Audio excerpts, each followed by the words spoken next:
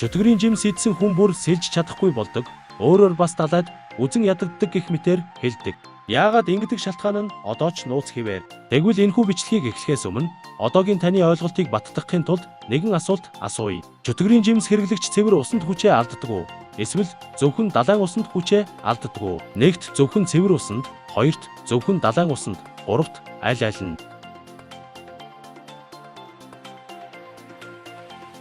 Зөв хариулт бол бүгд буюу далайн ус, цэвэр ус, бүх төрлийн усанд хүчээ алдна. Одоо нэгэн ярилцлагад чөтгөрийн жимс хэрэглэгч бүх төрлийн усанд хүчээ алддаг гэж хэлсэн байна. Үүнд тэнгэрийн арлыг тойрон байдаг цагаан далайч багтана. Гэхдээ энд бидний мэдэхгүй олон төрлийн механизм байдаг байна. Нэгт хэрэв жимс хэрэглэгч далайд унавал биеэ хөдөлгөж чадахгүй болно. Тэгээд л болоо. Чөтгөрийн жимсний хүч нь ажиллах боловч хөдөлж чадахгүй учраас яаж ч чадахгүй.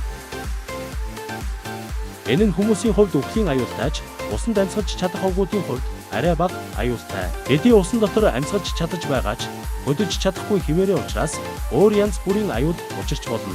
Үүний жишээнд Жак далайд живсэн ч амьд байдгийг санаж байгаа байх.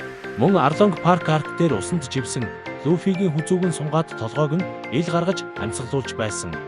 Хоёрт хөдөлж байгаа ус байвал мөн нөлөөлөхгүй бороо давлгаа гэх мэт. Үүний жишээнд дэрсэн малгайд баг зоовд байхад Зүнишаа өөр дээрээ далайн ус гаргахад Луфи зүгээр байдаг. 3. Чөтгөрийн жимс хэрэглэгчийн биеийн талаас дээш хувь нь усанд байгаа тохиолдолд хүчээ алдна. Рюгү ордонд усны түвшин дээшлэхэд Брук баг багаар хүчээ алдаж эхэлдэг. Луфи болон Лучигийн тулааны үеэр Лучи далайн усыг байшинд оруулсан ч дотор нь хөлөөрөө гიშгэж байдаг.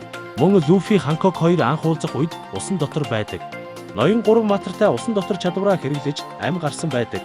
Мөн 2 жилийн дараа Луфи далай усан дотор 3 дугаар араа хэрэглэдэг. Хүч нь нилээд суларсан байсан ч усанд шууд биеэрээ хүрэхгүй бол хүчээ алдахгүй байж болно. Сүүлд нь биеийн доторх ус бол хүч сулруулахгүй.